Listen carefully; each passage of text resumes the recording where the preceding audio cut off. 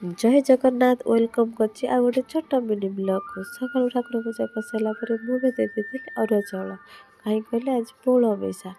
ତାପରେ ପଳେଇ ଆସିଥିଲି ରୋଷେଇ କରିବା ପାଇଁ। ରୋଷେଇରେ ଥିଲା ଡାଲି, ଶାଗ ଭଜା, କୋବି ତରକାରୀ।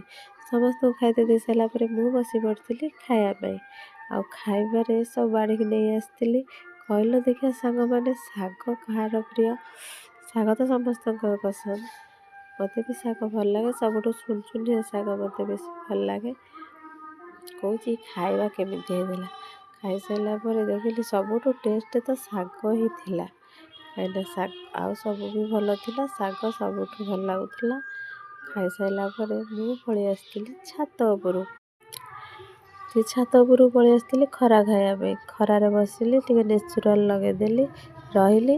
ଯଦି ମୋ ଭିଡ଼ିଓ ଭଲ ଲାଗିଥିବ ଲାଇକ୍, କମେଣ୍ଟ, ସବସ୍କ୍ରାଇବ୍ ନିଶ୍ଚୟ କରିଦେବେ। ବାଏ।